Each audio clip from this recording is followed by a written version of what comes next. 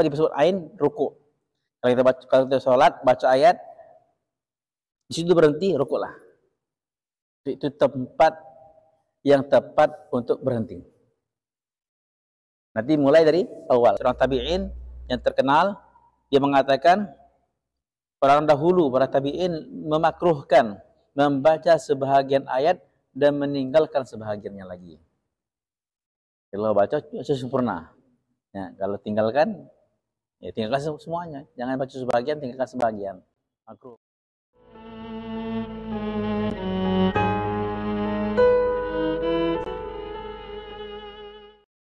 Assalamualaikum warahmatullahi wabarakatuh.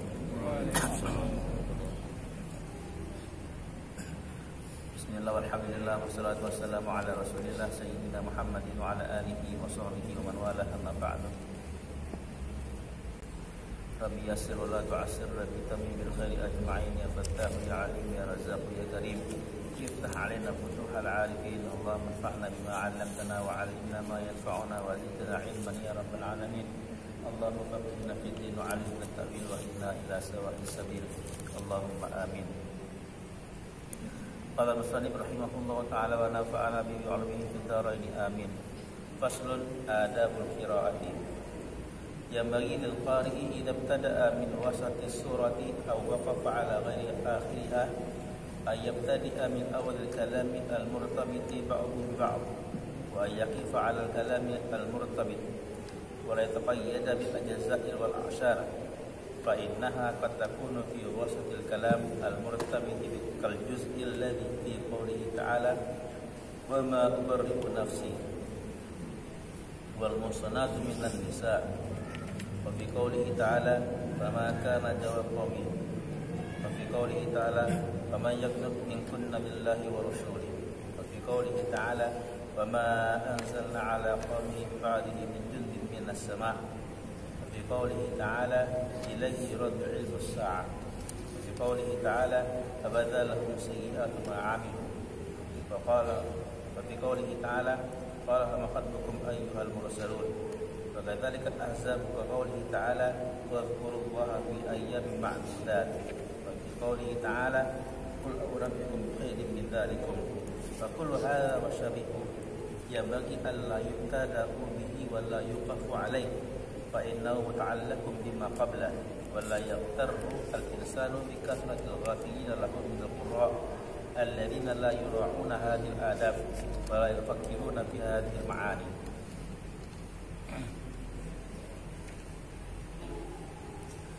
Fasal baru tentang adab membaca Al-Quran.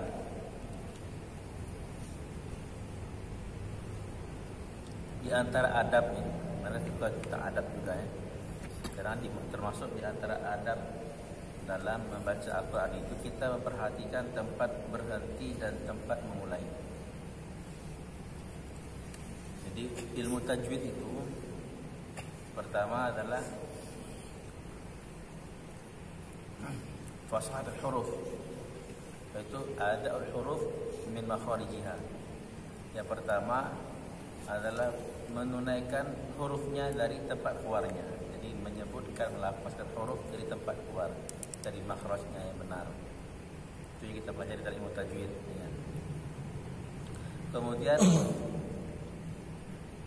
setelah hurufnya benar, keluar dari tempat-tempat yang benar,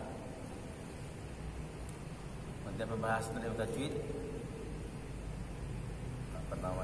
tujuan dari tajwid itu ahkamut tajwid, membenarkan hukum-hukum bacaan, dengungnya, ikhfa'nya, panjang 2 harokat, panjang 6 harokat, idharnya. Nah itu dibenarkan. Jadi pertama membenarkan huruf-hurufnya, yang kedua adalah menunaikan bacaan dengan hukum yang benar. Ada hurufnya benar tapi hukumnya salah. Ada hukumnya benar tapi melafazkan hurufnya masih belum tepat, belum dari makhraj yang benar. Kedua kan, nah, biasanya di masyarakat kita hanya 2 ini yang ditekankan. Ya. Atau di pondok-pondok itu, di pondok-pondok hanya 2 nih, membenarkan makhraj dan mengetahui hukum. Ya. Pada Dan ada lagi yang ketiga dan yang keempat. Yang ketiga ini yaitu ma'rifatu ahkamil waqfu ibtida, mengetahui hukum di mana kita wakaf dan dari mana kita mulai baca. Jadi setelah benar makhrajnya, telah tahu hukumnya, bisa baca dengan cara yang benar, belum cukup sampai kita mengetahui tempat berhenti dan tempat memulai. Nah, ini agak sulit ya. Kenapa? Karena ini berkaitan dengan bahasa Arab. Karena Quran bahasa Arab ya. Nah, kalau orang nggak tahu arti, pasti tak mungkin tahu bagaimana di mana tempat berhenti yang tepat dan dari mana tempat mulai yang tepat. Karena bahasa Arab.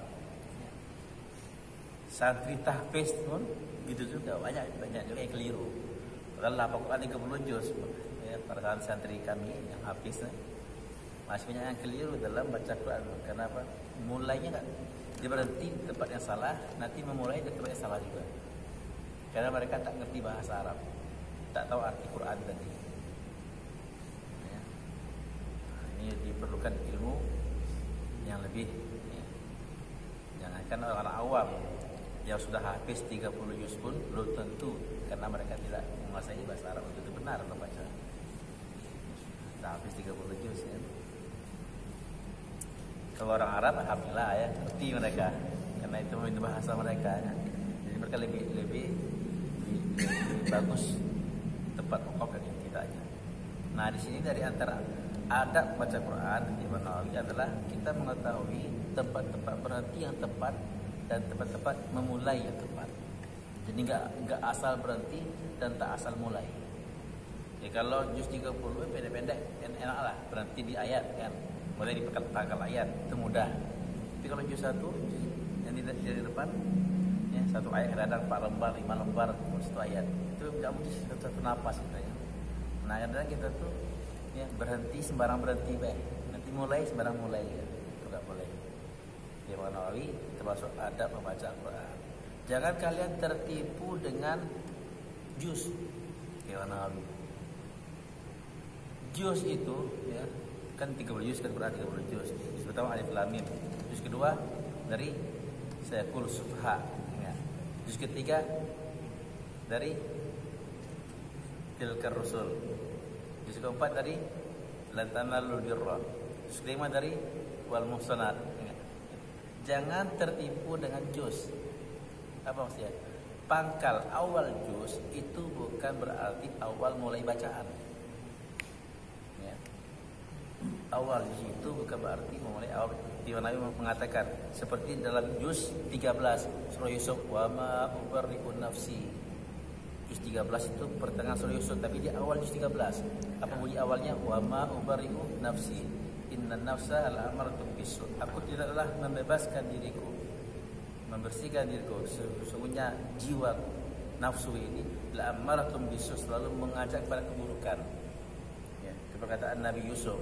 Nah, kita mentang-mentang itu awal juz dalam baca Quran, ma ubari'u nafsi, awal dari situ mulainya. Walaupun di pangkal ayat. Tak tahu cerita sebelumnya. Tak tahu langsung ke sini. Padahal cerita ini masih berhubungan dengan yang sebelumnya. Mereka memulai baca Al-Quran hendaknya memperhatikan di mana memulai dan di mana berhenti. Banyak contohnya nih. Wal muhsanatu minan nisa juz 5. Juz 5 Allah menerangkan tentang perempuan-perempuan yang haram kita nikahi. Itu akhir juz 4. Ya, akhir juz 4 itu ayat yang terakhir sekali. Atau Allah mengharamkan ibu kalian, anak perempuan kalian, saudari perempuan kalian, sampai akhir habis itu. Awal juz 5 masih nyambung itu. Awal juz 5 itu masih nyambung. Nah, kita mulainya dari mana? Awal juz 5. Padahal nggak tepat di situ karena masih sambungan ayat sebelumnya. Nah, kalau kita tertipu dekat Imam Nawawi, jangan kalian tertipu dengan bahagian-bahagian juz, ya. Bahagian juz bukan menentukan di situ awal mulai bacaan. Juga jangan tertipu dengan bahagian-bahagian asyar. Asyar artinya 1/10. Di Quran itu ada dibagi 30 menjuz. Ada Al-Quran itu dibagi per per 10. Ya, ada Al-Quran ini dibagi ahzab. Ahzab ini ya seperempat juz. Ya, 1 juz itu ada 4 ahzab biasanya. Ada yang 8 ahzab. Ya, itu bagi-bagi itu. Itu belum itu tidak menentukan awal baca atau tempat berhenti. Kalau Bapak mau tahu tempat berhenti yang bagus atau awal mulai baca Quran yang bagus adalah di ain. Ain, namanya ruku. Kenapa disebut ain? Ruku. Kalau kita sholat, baca ayat, di situ berhenti, ruku lah. Itu tempat yang tepat untuk berhenti. Nanti mulai dari awal, setelah ain tadi. Nah, jadi kalau ruku itu tepat. Selain ruku itu bisa tepat, bisa nggak tepat. Nggak tahu, kita bisa mengetahui dengan bahasa Arab. Tanpa pengetahuan bahasa Arab, tak akan mungkin kita bisa tahu. Jadi awal yang bagusnya adalah dengan ain. Banyak contohnya nih, kalau saya baca apa, Bapak tidak ngerti juga kan. Ini contohnya kan ayat ini nih yang Nabi itu sebutkan masih berkaitan dengan ayat sebelumnya, maka tidak tepat kalau kita mulai baca dari ayat ini. Ini semua bakal ayat surah Yasin. Apa? Wa ma anzalna ala qaumi min ba'di min jundi minas sama. Itu awal juz 23. Awal juz 23. Padahal dia pertengahan surah Yasin kan? Pertengahan itu awal juz 23. Kalau dibaca dari situ nggak tepat. Kenapa? Ini ayat masih ada berhubungan dengan ayat sebelumnya, surah Yasin yang sebelum itu. Jadi pembahagian juz belum tentu bagus untuk memulai bacaan. Juz 23. Wa may yaqnut minkunna lillahi wa rasulih. Allah cerita tentang istri-istri Nabi. Tentang istri-istri Nabi. Bagaimana sifat-sifat yang harusnya kamu miliki. Juz 23 awal itu, juz 22. Juz 22 awalnya masih sambungan dari sifat-sifat tadi. Sifat-sifat yang dimiliki oleh istri Nabi itu. Maka tidak tepat kalau dimulai dari awal juz 22.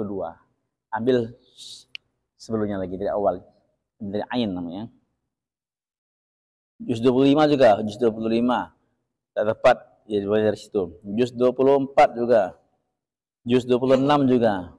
Tentang Allah cerita tentang Nabi Lut, tentang Nabi Allah hantar malaikat kepada Nabi Lut menjelma sebagai manusia ganteng-ganteng. Enggak. Bertamu ke rumah Nabi Lut. Nabi Lut kasih makan, mereka tak mau makan karena malaikat tak makan tak minum. Maka Nabi Lut terkejut kan, siapa kalian ya? Habis tuh juz 26. Masuk juz 27. Masih kira itu. Masih akan Nabi Lut tanya kepada mereka, apa cerita kalian nih? Apa kalian kesini untuk apa? Nah, kita mulai daripada itu. Kalian kesini untuk apa? Kita mulai dari situ. Kalian kesini untuk apa?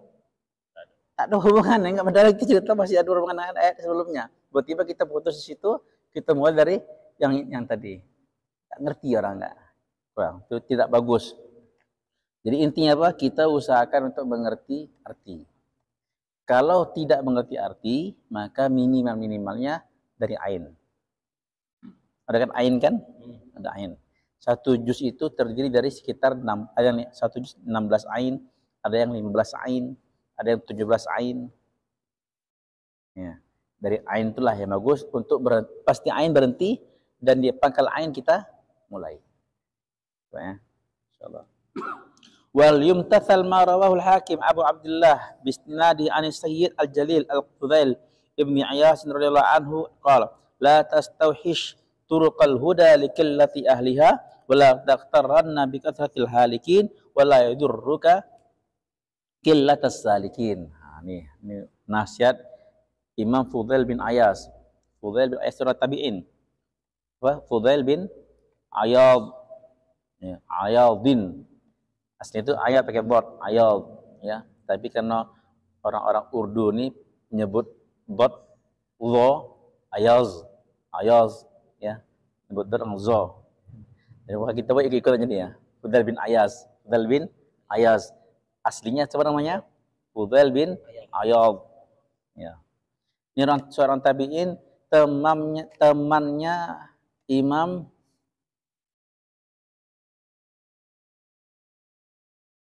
Allahumma shalli ala sayyidina Abidul Haramain Abdullah bin Mubarak. Ya. Abdullah bin Mubarak ini temannya Fudail bin Ayad. Fudail bin Ayad ini gelarnya adalah Abidul Haramain. Apa gelarnya? Abidul Haramain. Abidnya orang yang beribadah di dua haram. Haram Makkah, haram Madinah. Jadi kebiasaan beliau ini, imam besar ini kan, ahli ilmu, ahli ibadah juga. Biasa beliau ini 6 bulan i'tikaf di Masjidil Haram dan 6 bulan i'tikaf di Masjid Nabawi. Habis umurnya waktu itu ya. 6 bulan i'tikaf di Masjidil Haram, beribadah ya. I'tikaf sana, nanti 6 bulan pergi ke Madinah, i'tikaf di Masjid Nabawi. Itulah. Insyaallah. Fudail bin Ayad. Teman-temannya siapa? Abdullah bin Mubarak. Abdullah bin Mubarak rahmatullah alaihi ini adalah gurunya Imam Bukhari. Guru Imam Bukhari. Abdullah bin Mubarak ini punya kebiasaan sama dengan Fudail ini, tapi beda. Dia 6 bulan sibuk mengajar dan 6 bulan jihad. Kalau bahasa kita tuh 6 bulan di pondok, 6 bulan keluar. Nah, itu ya.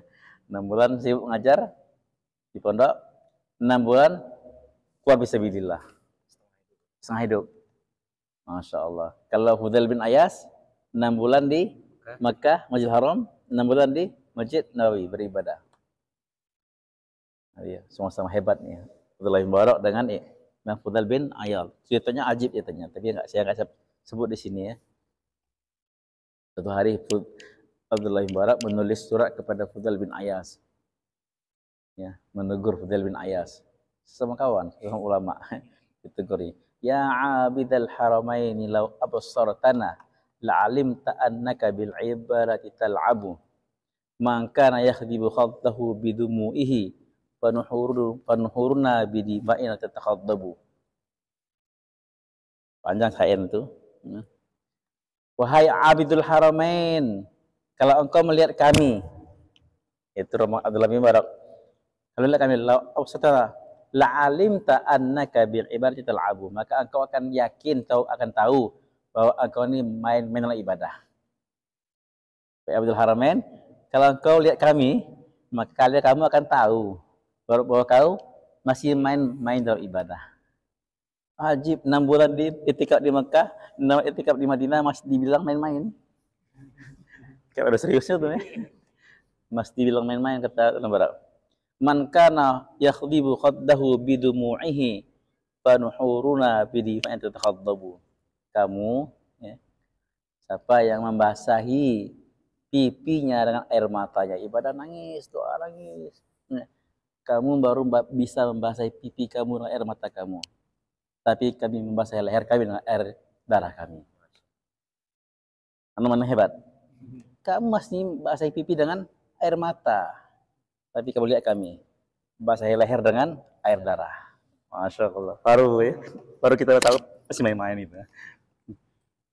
Au kana yukhalu bi fi batilin fa khuyuluna yaumas sabihati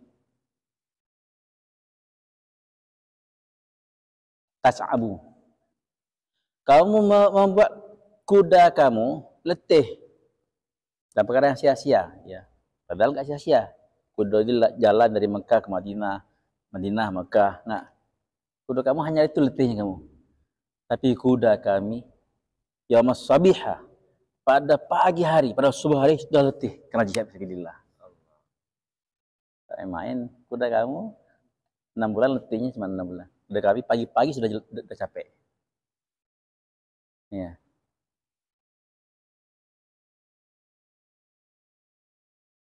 Terus apa terjemahannya? Kamu menjadikan minyak wangi, parfum kamu dari minyak wangi. Enggak. Baju kamu harum karena minyak wangi. ibadah kan ke Papua. Tapi minyak wangi kami dari debu-debu fisabilillah. Kami membasahi, melumuri baju kami dengan debu-debu fisabilillah. Masya Allah. Ini nasihat Imam Abdullah bin Mubarak kepada Fudail bin Ayas, kawannya. Yang ibadah, yang itikaf 6 bulan di Mekah, 6 bulan di Madinah. Kalau kita apa? Enggak. Kita? Apalagi gitu ada enggak gimana? Main-mainnya. Yang itu disebut main-main sih. Nah, kepentingan keluar fisabilillah insyaallah. Insyaallah niat ya. Nah, Fudail bin Ayas dia berkata, janganlah kamu meninggalkan jalan-jalan hidayah. Jangan kamu meninggalkan jalan hidayah. Kenapa? Karena sedikit yang menempuhnya. Jika jangan kamu tertipu. Ini jalan hidayah, jalan kebenaran nih. Tapi kamu tinggalkan. Gara-gara apa? Kamu lihat sedikit yang menempuh. Gara-gara sedikit yang menempuh, kamu kira ini gak benar. Jangan, kamu tertipu situ. Ya, nah, ini katanya kan orang banyak yang tak mengamalkan ini. Jangan ya baca Quran sembarangan aja. Sehingga kita ikut juga. Jangan kamu meninggalkan jalan kebenaran gara-gara sedikit yang menempuh. Dan jangan kamu tertipu dengan banyaknya orang yang menempuh sehingga kamu ikut itu. Ikut yang banyak. Belum tentu benar. Ya. Orang yang banyak belum tentu benar. Orang yang sedikit belum tentu salah. Nah, itu jangan kamu tertipu. Yang diikuti kebenaran, bukan banyak atau sedikitnya. Ya. Janganlah kamu mendapat mudarat gara-gara sedikitnya orang yang menempuh. Ini kita ini kadang-kadang mengikuti sesuatu, nengok banyaknya, orang banyak, itu banyak, ikutlah. Ah, bahaya, ikut yang banyak. Ya. Jangan. Ini Imam Fudail bin Ayas katakan. Biasanya Pak memang jalan akhirat nih sedikit yang menempuh. Ya, Maulana Syekh Umar bin Hafidh Habib Umar, saya pernah ikut di Bogor itu tuh tahun awal dia ke Multaqa Ulama di Bogor. Beliau mengatakan di antara nasihat itu, jalan dunia nih sempit, tapi banyak yang nempuh. Jalan akhirat itu lapang, tapi sedikit yang nempuh. Jalan dunia sempit, tak banyak yang nempuh. Apa yang terjadi? Gara-gara jalan sempit, banyak kendaraan, banyak orang lewat, maka macet. Bahkan saling tumburan, saling sikut menyikut. Ya, kalau kamu lewat di situ antara dua be. Kalau kamu nggak nendang orang, ditendang orang. Kalau nggak nyapa orang, disiapa orang. Kalau nggak numbur, ditumbur. Kalau nggak ngimpit, diimpit. Antara dua be lah. Susah, ya. Tak ada kelapangan di situ. Pikiran susah. Sebab takut. Pasti disinggung orang, pasti sikut orang nih. Pasti didorong. Kalau nggak dorong orang, didorong. Jalan yang sempit, banyak yang lumpuh. Ini jalan dunia katanya. Pikiran jadi sibuk, capek, pikiran jadi capek juga, semua capek, nggak ada manfaat. Tapi jalan akhirat, jalan luasnya, jalan tol, 6 jalur. Jalan tol yang punya 6 jalur. Itu satu arah, kedua arah. Satu arah yang 6 jalur. Lapang nian. Sedikit yang nempuh cuman. Ini enggak, sedikit yang nempuh. Maka orang yang lewat di sini nih mau tidur tengah jalan enggak masalah enggak? Enggak risau deh, enggak bikin aku diumur enggak. Ada orang lewat. Sedikit lewat. Selapang ini. Ya, tak ada mikir untuk nyentuh orang, untuk nomor orang, untuk dorong orang atau mikir tuh didorong lah ya. Nah, tak ada mikir. Maka orang yang menempuh jalan akhirat ini hatinya tenang. Hatinya tenang. Tak ada kerisauan. Tapi orang yang menempuh jalan dunia gelisah. Nah, ya. Maka kata Imam Fudail, jangan kau tertipu dengan banyaknya orang yang menempuh. Itu bukan ukuran kebenaran. Ya. Dan jangan kau tertipu dengan sedikit yang menempuh. Itu bukan ukuran kesalahan. Salah benar bukan diukur dengan banyak yang mengikut. Insyaallah Pak ya. Insyaallah. SA sedikit, lari dari SA. Baik, insyaallah. Walihadzal ma'na qala ulama qira'atu surati qasiratin bikamaliha afdalu min qira'ati ba'di suratin tawilatin biqadri qasirah. Maka oleh karena itulah sebagai ulama berpendapat Imam Syafi'i ini ya, berpendapat membaca satu surah yang pendek, satu surah yang pendek tapi full satu surat itu lebih afdal, lebih utama daripada membaca beberapa surah yang panjang, beberapa ayat dari surah yang panjang tapi nggak habis, masih sedikit sama dengan surah yang pendek. Misalnya surah pendek ini misalnya surah apa? Surah Inna Athaina berapa ayat? 3 ayat. Kalau kita baca di surah Al-Baqarah 3 ayat, sama-sama 3 ayat. Ini baca satu surat full, ini baca potongan surat. Maka 3 ayat di surah Inna Athaina lebih afdal daripada 3 ayat di surah Al-Baqarah tadi. Tuh. Maka imam-imam kita ni para ulama di Indonesia lebih senang kalau sholat pakai surah-surah pendek karena satu surat full. Ini ada dalilnya. Lebih afdal baca surah pendek lebih sempurna ketimbang jumlah yang sama kita baca dari surah yang panjang. Fa innahu qad yakhfa al-irtibatu ala ba'din nasi fi ba'dil ahwal. Kenapa? Karena sebagian manusia, bagi orang tidak mengetahui ya tentang hukum memulai dan berhenti, sehingga itu kurang bagus karena panjang tadi kan ayat surahnya. Waqad rawa Ibnu Abi Dawud bi isnadi Abdullah bin Abi al-Hudzail at-Tabi'i al-ma'ruf radhiyallahu anhu qala kanu yaqra'una ayaqra'u ba'dal ayati wa yatruku ba'daha. Dari Abdullah bin Abi Hudzail, seorang tabi'in yang terkenal, dia mengatakan orang dahulu para tabi'in memakruhkan membaca sebahagian ayat dan meninggalkan sebahagiannya lagi. Kalau baca sempurna. Ya, kalau tinggalkan, ya tinggalkan semuanya. Jangan baca sebahagian, tinggalkan sebahagian. Makruh hukumnya. Maka tadi saya bilang paling mantap adalah kita baca sampai ain atau sampai akhir surat. Akhir surat hasa itu. Ya, dari ain ke ain, ya berarti di ain atau berarti di surah itu. Kan adapun juz, hizib itu belum tentu sempurna maknanya. Ya. Faslun fi ahwali tukrahu fiha al-qira'ah. Fasal baru. Yang keempat tadi ya, ilmu tajwid ya. Makhraj yang benar, hukum yang benar, mengetahui tempat berhenti dan memulai, dan yang keempat adalah ilmu qira'ah. Mengetahui macam-macam bentuk bacaan. Ya, bentuk bacaan Quran ini tidak satu bentuk aja, tapi ada 7 qiraat yang mutawatir, tambah 3 yang masyhur, tambah 4 yang ahad. Qiraat ahad namanya. Ya. Nah, itu sampai jadi 14 qiraat. 14 qiraat, masing-masing imam memiliki 2 rawi. Jadi berapa? 28. Ada 28 cara baca Quran ini. Yang pasti dengar wadduha wal laili idza saja. Itu satu. Kita wadduha. Satu. Imalah itu ada 3, ada 2. Ada imalah shaghir, ada imalah kabir. Wadduha itu enggak imalah.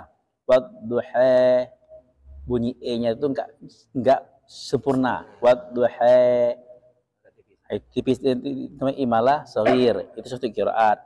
Wadduha imalah kabir jelas. Itu lagi. Mesti dibaca dalam apa namanya? Di sudah kita kan. Nah, itu 7 qiraat tuh, 7 qiraat. Lagi ada lagi 3 qiraat lagi yang masyhur, tambah lagi 4 qiraat yang ahad. Banyak. Nah, itu kadang-kadang kita dengar ini salah bacaan ini imam nih. Padahal kita enggak tahu. Kita yang enggak tahu. Siratal ladzina an'amta 'alaihim ghairil maghdubi 'alaihim waladdallin. Imam tak benar nih. Alaihim aja. Padahal dia benar, kita yang enggak tahu. Jadi membaca, mengetahui ilmu qiraat. Itu ada 4 pembahasan dalam ilmu tajwid. Tinggi ilmu tajwid nih. Kami tadi bahas ya dari kitab tajwid tadi dikatakan bahwa ilmu tajwid ini adalah ilmu yang paling besar pahalanya dan paling afdol. Ilmu yang paling afdol martabatnya dan ilmu yang paling besar pahalanya. Kenapa? Karena dia langsung berkaitan dengan kalamullah. Salah satu yang berkaitan dengan kalamullah maka pasti lebih mulia. Ilmu tajwid hanya berkaitan dengan kalamullah. Tajwid itu hanya berkaitan dengan Quran, Pak. Tajwid tak bisa Bapak bawa ke hadis. Baca hadis dengan tajwid. Rusak nanti, Pak ya. An Abi Hurairah radhiyallahu taala anhu qala Rasulullah sallallahu alaihi wasallam innamal a'malu binniyat. Nah, gitu. Aneh enggak ya? Karena nun tasdid ada dengungnya innamal a'malu binniyat. Nah, itu baca hadis kayak gini enggak? Ya kita tajwid kan. Atau Bapak baca tajwid di azan. Allahu akbar, Allahu akbar. Benar tuh kan? Tapi kalau Allahu akbar, Allahu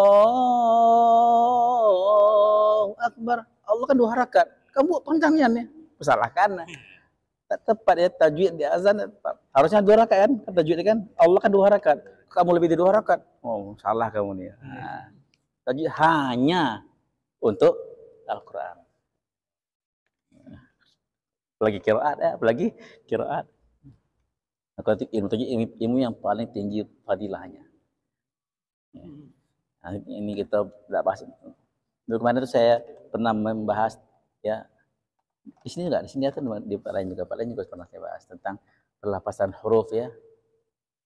Makharij huruf itu kan ada hurufnya dibenarkan, ada harokat yang dibenarkan. Luas ilmu tajwid. Maka ilmu tajwid ini di antara mengapa dia paling mulia, paling tinggi? Karena Bapak carilah kitab seperti ilmu tajwid. Tajwid yang paling paling lengkap. Mau kecil apapun ada, mau selembar ada, mau 10 jilid ada. Jadi ilmu itu dikarang dari yang paling mudah sampai yang paling panjang. Dari paling singkat yang paling panjang ada, bentuk semua ada bentuknya ada. Nah, hebat ilmu tajwid ini kan, bisa dibuat singkat bisa. Dia buat sedang bisa, dia buat panjang bisa. Asal baru fi ahwali tukrahu fi al-qiraah. Keadaan yang kita makruh baca Quran. Nah, kapan makruh baca Quran? Ada waktu-waktu, Pak, yang kita ini makruh membaca Al-Quran. Atau ada tempat-tempat yang kita ini makruh membaca Quran di dalamnya. Jadi ada beberapa perkara yang syariat melarang kita dalam baca Al-Quran. Ya, larang kita dalam baca Quran. Yang Nawawi an adzkuru ma hadarani al-an min mukhtasaratan. Aku akan sebutkan sekarang ini secara ringkas. Menghapuskan dalilnya. Mengapa tak disebutkan dalil? Kalau disebutkan dalilnya panjang nanti. Cukup disebutkan secara ringkas saja ya, tanpa menyebutkan dalilnya. Kenapa? Karena dia masyhur, ya. Pertama, makruh baca Quran dalam rukuk. Lagi sholat ya, lagi sholat, rukuk gitu. Nah, dalam keadaan rukuk, bapak baca Quran, baca Fatihah, makruh hukumnya. Dan berpahala kan, ya. Bukan sunnah. Makruh hukumnya baca Quran dalam rukuk. Jadi dalam sholat hanya keadaan berdiri yang disunnahkan baca Quran. Dalam rukuk makruh, dalam sujud makruh, dalam tasyahud makruh, dan semua keadaan selain berdiri. Hanya berdiri, ketika berdiri kita sunnah baca Al-Quran. Itu pun berdirinya bukan i'tidal. Bukan i'tidal. Bukan apa namanya? Iyalah i'tidal kan? Bangkit dari rukuk. Nah, bangkit dari rukuk. Kemudian berdiri. Itu pun makruhnya baca Quran. Ya. Jadi selain berdiri, yang lama itu yang tempat baca Quran itu kita tidak dianjurkan membaca Quran. Kalau baca jadi makruh. Salatnya enggak batal, cuma makruh. Hukumnya tidak batal salat tapi makruh. Okay. Kadang-kadang kan ini Pak, kadang-kadang ya Ini hira kejadian untuk para imam nih. Ya, di sujud tuh panjang dia. Dia ingat dulu atau ngulangi bacaan ayat yang dibaca tuh. Enggak. Ya, makin Allah Akbar. Ada persiapan. Kalau dia persiapan bacaan dia untuk rakaat kedua tuh ya. Dia. Makruh hukumnya baca Quran dalam keadaan sujud, rukuk dan tasyahud. Wa tukrahu qira'atu ma zada 'ala al-Fatihah lil ma'mumi fi sholati al-jahriyah idza sami'a qira'atal imam. Ini banyak kita enggak ketahui nih. Makruh hukumnya membaca lebih dari Al-Fatihah sebagai makmum dalam sholat jahri. Sholat jahri itu sholat yang keras. Maghrib, isya, subuh. Kita jadi makmum nih. Imam baca keras kan? Makruh bagi makmum membaca Quran melebihi dari Al-Fatihah dalam sholat yang jahri. Kapan? Kalau dia mendengar bacaan imam. Dia dengar nih imam baca surat. Panjangnya surah imam nih, tambah lagi lah Fatihah dari Fatihah, tambah Wadduha lagi. Makruh hukumnya. Jadi makmum hanya disunnahkan, bukan diwajibkan baca Fatihah saja. Lebih dari Fatihah makruh. Ada makmum yang ikut imam. Baca Wadduha wal lail. Ikut juga baca Wadduha dia. Enggak boleh gini ya, enggak boleh. Makruh. Ini hukumnya ya. Kalau dia mendengar bacaan imam, kalau tak mendengar bagaimana? Ulama mengatakan dua pendapat. Kalau misalnya imam jauh ya, imam tak pakai mic atau mic-nya lagi enggak jalan. Betul, dan dia bacalah tambahlah ya. Tambah boleh. Atau dalam sholat zuhur, sholat asar. Panjang imam panjang nian. Daripada menung, bacalah Wadduha. Ingat, daripada menunggu dia diam kan? Saya tambah bacaan, boleh. Kenapa dia enggak mendengar bacaan imam? Ya. Dalam Syafi'i boleh, Di dalam Abu Hanifah enggak boleh. Ya. Jadi pertama, yang kedua apa? Makruh baca bagi makmum dalam sholat jahar lebih Al-Fatihah. Wa tukrahu halatal qu'udi 'alal khala'. Makruh dalam keadaan duduk di WC. Duduk di WC tak ada buang hajat enggak dia? Ya. Tapi tempatnya yang di WC, maka makruh. Makruh baca Quran fi halatin nu'as, dalam keadaan ngantuk. Bapak ngantuk nih, tak paksakan, makruh hukumnya. Kalau ngantuk dah tutup istirahat. Kenapa? Karena makruh baca Quran dalam keadaan mengantuk. Kalau ngantuk pasti ada yang ketinggalan nih, yang dilewati ya. Macam lah ya. Wa kadza idza sta'jama 'alaihi al-Qur'an, juga makruh bagi orang yang susah membaca Al-Qur'an, dia paksakan. Ya, dipaksakan. Dia masih terbata-bata, dia paksakan. Lain kalau niat belajar. Niat ya belajar. Tapi kalau dalam keadaan yang misalnya ada uzur dia atau ada sesuatu yang dibuat dia keberatan, dipaksakan, maka hilangkan dulu gangguan tadi, hilangkan dulu membaca Quran. Jadi ngantuk kan? Kenapa? Karena kemudaratan yang timbul lebih banyak daripada kemanfaatnya. Wa kadza halatal khutbati liman yasma'uha, makruh bagi makmum baca Quran ketika khutbah Jumat. Kalau dia mendengar khutbah. Saya pernah nengok orang baca Quran, Quran kecil kan? Lagi khutbah baca Quran. Makruh hukumnya. Dapat pahala enggak? Makruh kamu. Kalau dia mendengarkan khutbah. Bagaimana kalau khutbah enggak dengar? Jauh. Tak dengar suara khatib. Mereka baca Quran. Wala tukrahu liman la yasma'uha bal tustahab, dan tidak makruh kalau tak dengar.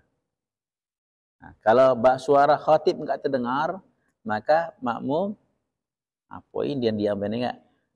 Baca Quran dia kan. Dia ngantuk kan, dia ngantuk. Boleh. Bahkan kata Imam Nawawi, tustahab, dianjurkan. Dianjurkan. Kenapa? Dalam sholat lebih boleh dari Fatihah kalau imam diam. Lebih, apalagi di luar sholat. Dia kan khutbah, nggak sholat. Dalam sholat kita boleh menambah bacaan qiraat, apalagi di luar sholat. Maka bagi jamaah yang mendengarkan khutbah, makruh hukumnya baca Quran. Tapi kalau suara khatib nggak terdengar, maka boleh bagi dia untuk baca Quran. Bahkan di surat dia dianjurkan. Hadza huwal mukhtar as-sahih, inilah pendapat yang dipilih dan yang sahih. Waja'an Tawus karahatuha, tapi ada Imam Tawus memakruhkan bagi jamaah yang lagi dengar khutbah walaupun tak terdengar baca Quran, makruh bagi dia. Wa Ibrahim, Imam Ibrahim An-Nakhai mengatakan tidak makruh. Fa yajuzu ayyujma'a baina kalamaihima bima qulna kama dzakarahu ashabuna. Dalam Imam Syafi'i boleh baca Quran kalau nggak dengar, bahkan dianjurkan. Walau tuqra'ul qira'atu fit tawaf, tidak makruh baca Quran lagi tawaf. Nah, kalau tawaf itu banyak orang kan baca Quran, ada yang zikir, ada yang talbiyah, ada yang doa. Nah, ada yang baca Quran. Tuh, lagi tawaf baca Quran. Boleh nggak? Boleh, nggak makruh. Dalam mazhab Syafi'i tidak makruh. Hadza madhabuna, ini adalah mazhab Imam Syafi'i, mazhab kita. Tidak makruh baca Quran dalam keadaan tawaf, lagi tawaf. Kadang-kadang kita nih, saya untuk lebih memudah ingat ya. Kalau kadang ada tasbih itu kan, 7 putaran kan. Kadang-kadang kita lupa berapa putaran ya, berapa putaran. Maka sudah, siapa tahu lah, putaran pertama suruh ini, putaran kedua suruh itu, nah, sudah. Ya, kalau putus dia tawaf, kalau surat sudah habis, tawaf belum selesai, ulangi lagi. Jadi satu putaran satu surat. Lagi kalau sudah 7 putaran 7 surat. Ya, itu untuk apa? Tidak salah ngitung putaran tadi. Kadang kita salah ngitung putaran. Salah hitung putaran tuh. Kalau di dewe ya, kalau berjamaah insyaallah lah enggak berjamaah rombongan. Kalau di dewe, nah itu 5 atau 4 ya, 5 atau 4. Itu bingung kita di situ tuh. Jadi boleh baca Quran dalam keadaan tawaf. Wabihi qala atsar ulama, itu pendapat banyak ulama. Hakahu Ibnul Munzir, Ata'in wa Mujahidin, Ibnul Barak wa Abi Tharu ashabir ra'i, wa hukiya an al-Hasan al-Basri wa Urwah bin Zubair wa Malik karahatu qiraati fi tawaf. Menurut sebagai ulama yang lain seperti Imam Atha, Ibnu Mubarak, Mujahid, Imam Abu Thawr, Hasan Basri, wa bin Zubair, Imam Malik mengatakan makruh baca Quran dalam keadaan tawaf. Nah, was sahih al-awwal, pendapat yang benar adalah pendapat yang pertama, apa? Tidak makruh, boleh. Oke. Dalam keadaan tawaf kita boleh baca Al-Quran. Masya Allah. Inilah habis kitab ini ya. Adapun baca Quran di tempat pemandian, di jalan-jalan bagaimana? Nah, itu kurang dianjurkan. Dulu kok WC dengan tempat mandi beda, Pak. Zaman dulu tuh. Zaman sekarang sudah sama baik. Kalau di WC sudah sepakat ulama nggak boleh, makruh, kan? Tapi kalau di pemandian, dulu itu tempat pemandian tidak ada tempat satu duanya, tak ada tempat buang airnya, khusus mandi baik. Ya, atau tempat mandi air panas. Ya. Nah, maka di sana masih dibolehkan, tapi tidak disunnahkan. Tapi nggak sampai makruh, nggak sampai makruh.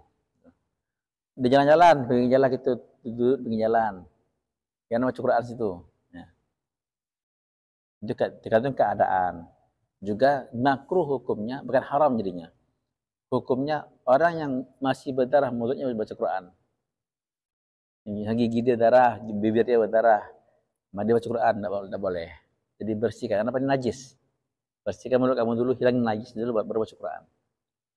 Yang baru baca Quran, karena kita baca yang mulia ya, maka kita muliakan dia. Jangan baca Quran dalam keadaan mulut masih bernajis. Oke. Ada pertanyaan Pak di sini? Kalau kita bermakmum dengan imam, ada yang kita dengar orang di belakangnya itu ikut bacaan Fatihah imam.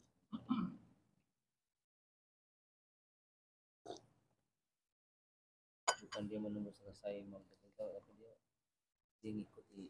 Iya. Ditegur kalau bisa, kan? Dengan baik. Tidak boleh Pak ya kita mengiringi baca imam. Yang baca Fatihah kita ikutin sama-sama. Alhamdulillah rabbil alamin. Serempak. Selesaikan yang dengarkan dulu yang Fatihah, selesai dia Fatihah kita baca dewek. Jangan diiringi baca Fatihah imam itu. Itu mengganggu imam kalau suaranya terdengar ke imam. Nabi pernah melarang itu. Nabi pernah melarang itu. Tidak boleh. Ya.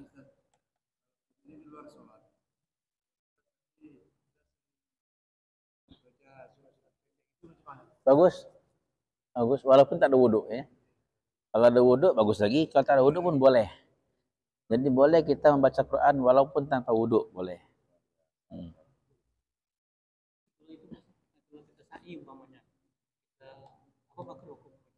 Enggak. Tawaf boleh apalagi sa'i. Iya. Iya, iya. Tawaf itu kan hampir sama dengan sholat tuh, tawaf. Tawaf itu hampir sama dengan sholat. Kenapa? Karena tawaf wajib ada wudhu. Kalau nggak ada wudhu, batal tawafnya. Kalau sa'i nggak salah. Salah. Tawaf yang sakral aja. Bahkan di Masjidil Haram, ya, kalau kita masuk masjid, apa di masjidnya? Sholat tawaf, bukan sholat 2 rakaat. Di tahiyatul masjidnya Masjidil Haram adalah tawaf. Mengalahkan itu sholat dari masjid ya. Jadi kok tawaf saja yang kedudukan hampir sama dengan sholat, itu kita boleh baca Quran, apalagi sa'i. Ya. Jadi khutbah saja, khutbah menepati 2 rakaat, sholat hampir mensolatkan. Kalau bagi makmu yang mendengar suara khatib, makruh hukumnya baca Quran. Tapi kalau nggak dengar, boleh. Bahkan dianjurkan. Jadi amalan yang hampir sama dengan sholat pun masih diperbolehkan kita baca Quran di situ. Apalagi amalan yang lain yang fisa'i kan, itu pasti boleh ya. Bahkan dianjurkan. Ya. Bagaimana?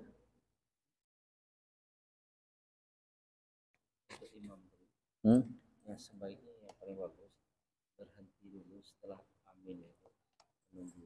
Ya, bagi imam bagus supaya ada tempat-tempat imam disunnahkan, dianjurkan untuk berhenti. Ya, pertama setelah tabi ihram. Setelah tabi ihram, diam dulu, berhenti sejenak untuk baca doa iftitah.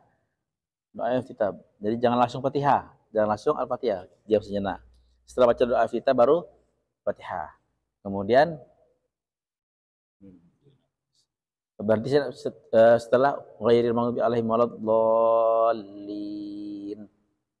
Amin. Jadi enggak langsung waladdallin. Amin. Enggak, berhenti sejenak. Waladdallin. Amin. Kemudian setelah amin, jangan langsung amin. Bismillahirrahmanirrahim. Itu enggak.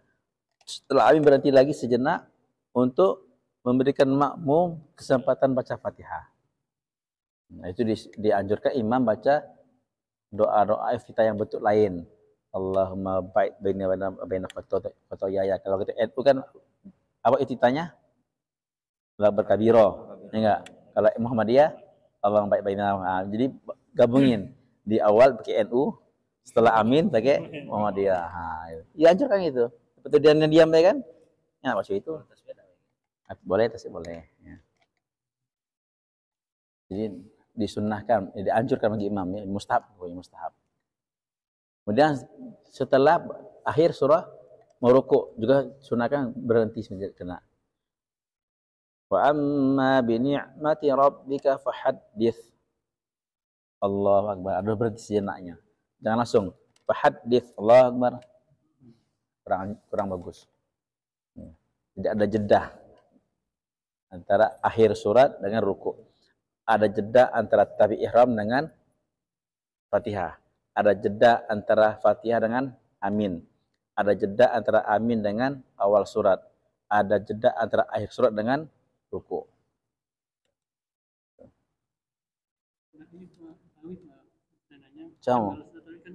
Cepat kan? Iya. Baru kita baca lagi dengan Fatihah lagi. Boleh tidak? Supaya jangan kita abdal. Bapak gini, imam baca Alhamdulillahirabbil alamin terus kayak ini kan kita baca. Oh, kita ngikuti imam dia. Dia ketika imam. Ya, betul. Nah, itulah. bencana kita hari ini nggak. Tetap nggak bisa ya. Tetap yang abdul itu adalah sempurnakan imam. Habis imam baca Fatihah kita baca. Kalau saat imam cepat tadi kan, imam cepat kita kejar, sudah kita sempurnakan. Nggak masalah, kita sempurnakan Fatihah kita. Walaupun terlambat imam ruku, imam tidak, imam sujud, kita baru selesai. Dah kita ikut kita buat ruku sendiri. Yang penting tidak tertinggal 3 rukun panjang. Ya itu perasaan kita apa ya? Pada hukumnya adalah sempurna Fatihah kita. Walaupun kita terlambat ikut imam, tidak masalah.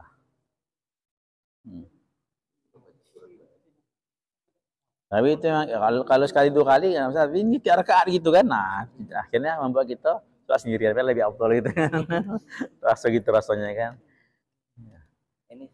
Maka itu ya para ulama di sinilah apa itu diperbaiki ya dikit-dikit. Agak tenang sholatnya. Ada yang cara memperbaikinya dengan mengurangi rakaat. Tuh apa 20 tapi cepat-cepat lebih 8 ya. 8. Ada seperti itu alasannya kan. Bilanglah kau malas betul. Jadi yang berat itu ya untuk perbaikannya. Ya. Ada kita ngikut imam masuk. Kita imam kita angkat takbir, imam ruku ya. Nah, ada kawan tuh sama-sama ini, sama-sama serempaan nih. Kita ikut sama ruku, dia menyempurnakan Fatihahnya dulu. Apakah dia tertinggal 1 rakaat atau dia dapat 1 rakaat? Jadi ketika dia ruku, imam sudah bangkit. Iya, pas kita angkat takbir, pertama kali takbir, imam masuk ruku. Iya. Dia kan katanya Fatihah ini wajib. Iya, dia dulu deh kan. Dia ngejar Fatihah. Nah, terus dia ruku, imam sudah tinggal, berarti dia 1 rakaat tinggal. Itu hukum makmum masbuk ya. Kalau kita nih ikut jamaah kita nih hanya mendapatkan waktu kurang daripada Fatihah. Ya, waktu kurang membaca surah Fatihah, maka cara kita langsung ikut imam. Tak perlu baca Fatihah. Kenapa? Bacaan imam udah bacaan kita hukumnya. Bacaan imam adalah bacaan untuk makmumnya. Imam nanggung. Imam mudhamin, imam adalah penanggung. Gitu. Kalau kita baca Fatihah dan kita tak mendapat di rukuk sama imam, berarti kita tertinggal 1 rakaat.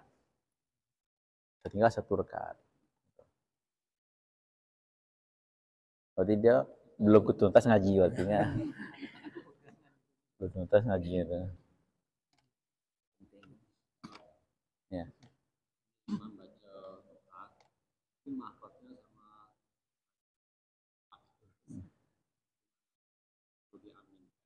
Ya. Amin kayaknya Pak. Kalau Imam Syafi'i bilang Allahumma ala qalbi wa la ala lisani. Allahumma amin ala qalbi.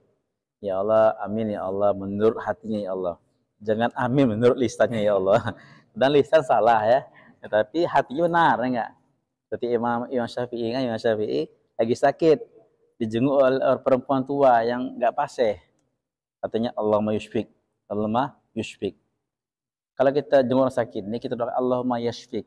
Apa artinya? Semoga Allah menyembuhkan kamu. Syafa yushfi, menyembuhkan kamu. Itu Allahumma yushfik, pakai yushfik. Semoga Allah menghancurkan kamu. Artinya. Maka Imam Syafi'i tak kalahkan ya Allah. Allahumma amin. Allahumma ala qalbiha la ala lisani. Ya Allah, kabulkanlah di hatinya ya Allah. Jangan yang di mulutnya ya Allah. Kabulkan yang di hatinya ya Allah, jangan yang di mulutnya. Karena di hati dia ikhlas doai Imam Syafi'i kan, tapi baru salah. Nah, itu amin ya Allah, amin Allah atas hatinya ya Allah, hatinya benar ya, hatinya. Insyaallah. Ya.